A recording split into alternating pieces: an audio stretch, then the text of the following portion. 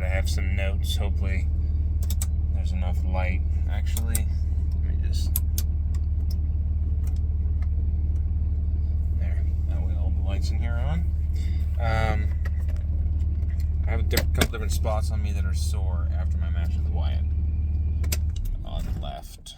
And obviously the date's going to be on this video. My left grew so much for this match, this prep. This is really hurting. It's actually, it's not just the tendon along this bone.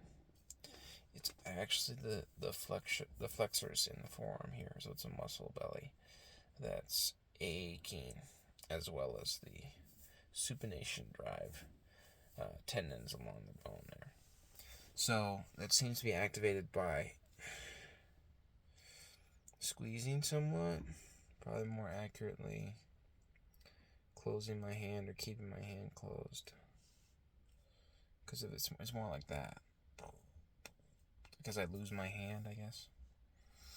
So I'll probably try something with a gripper similar to the Finlands, what they did, because it makes them really hard to top roll. Even when they didn't do cupping, they prioritized just a D-ring handle on a cable. Close your hand, close your hand, close your hand. Maybe cup with it a little bit, whatever. I'm not going to cup with a D-ring handle, but the other thing I noticed is, you see what I just did there? When I lean forward, that is so sore. So that's going to be two things. That's leaning forward to like get a better grip, emphasize, come forward with the shoulder, appear like you're coming in, or actually coming in for a press or transition, or really trying to stay on top of a guy's arm because you can't quite hold him, or you're redlining and you're trying to hold him in the hook and keep your shoulder over him. So if this is the outline of my shoulder, and here's my arm going down over here, and this is my shoulder blade, it feels like it's underneath that shoulder blade right there. But it also goes up and around.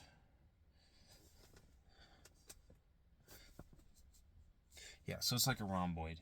So keep doing the stuff you were doing with the bent over shoulders, and like flies, reverse flies, lateral raises, bent over lateral raises kind of thing. But also do some where you're bent over, right? So gravity is pushing down to where you're looking, and instead of just the outward ones, try some where you're going out down low as well. I think that'll help a lot.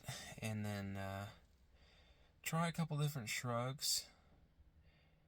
I'd be interested to see if holding it in my arms and shrugging like that might help. I don't know. Something where maybe that's just what he's talking about with the I feel that. With the front lateral raises, and he did them like this, rather than fully pronated grip with a straight arm. He was doing them like that. So I'd be interested in trying some of that, a little heavier, and then something to hit these rhomboids the way they tie into the shoulder or something. Maybe some external rotation kind of stuff, rotator, maybe pulling down, I don't know, definitely some kind of Hercules hold though for that, out to the side when you're opened up, that's what I need. And then